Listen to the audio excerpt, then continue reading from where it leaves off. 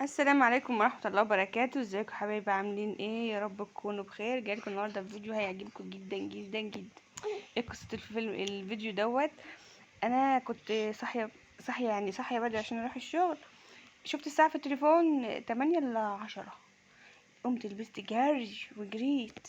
انا كده هتأخر. اخر عندي في الشغل 8 وربع. طلع على الطريق يعني طلعت على الطريق يعني 10 دقايق بين بيتنا وبين الطريق. ببص في التليفون لقيت الساعة كام؟ الساعة 7. 7 مين يعمل حاجة؟ 7 مين والناس نايمين؟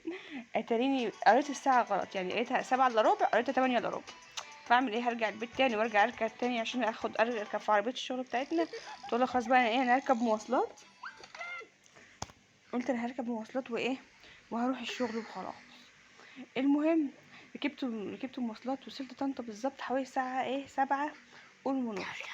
هروح الشغل لسه باقي ساعة الا ربع، انا اخري 8 وربع. قلت بقى ايه؟ انا هروح افطر.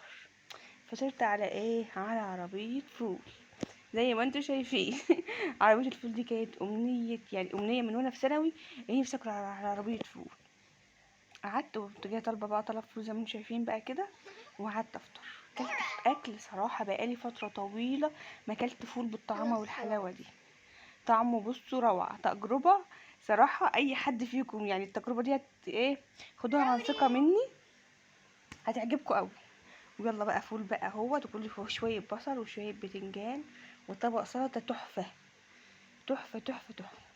انا يعني اليوم كان ممكن يضرب معايا واقول ايه ده انا صاحيه بدري وجريت، وفي الاخر الوقت كان لسه بدري واتضايق واقلب اليوم زهق بقى. لا، انا قلبت اليوم حاجه مبسوطه انا عملتها، حاجه كان نفسي بجد اعملها. انا بقى اقول لكم في الفيديو دوت اللي انتوا مش احنا اللي بايدينا نخلي اليوم حلو، وبايدينا نخلي اليوم وحش. حتى لو كان ظروف اليوم وحش وفيه لخبطه وفيه حاجات، لا خلي اليوم حلو.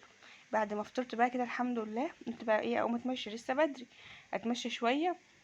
الجو كان حلو قوي. كان دلوقتي حوالي الساعه 8 الا ربع. الجو كان هوا وكان حلو قوي. اتمشيت شويه ما انتم شايفين. انا هنا فين؟ جنب ميدان ستوته. انا هوريكم المكان اللي انا فيه دلوقتي. بعد ميدان ستوته زي ما انتم شايفين في هنا نادي السكه الحديد. ده نادي حلو قوي، يعني بفكر اشترك فيه الملكه سباحه. قلت اتمشى شويه، وبعد ما اتمشيت شويه قلت لا بقى ده كده بس يا بيت اقول ازيكم عاملين ايه. تعالى لما خلص الفيديو اتمشيت شويه في الهوا، وبعد كده حسيت خلاص انا مش قادره امشي. كنت جايه راكبه بقى مواصلات هوريكم. حاضر يا ملك، حاضر. دي المستشفى العسكري اللي عندنا في طنطا.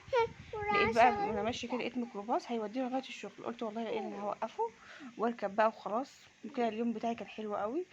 يا رب الفيديو بتاع النهارده كان يعجبكم، والرساله اللي انا حبيت اقولها لكم في الفيديو ان اليوم احنا بايدنا نغيره الحلو وبايدنا نغيره الوحش. ان شاء الله استناكم في فيديو جديد، والسلام عليكم ورحمه الله وبركاته.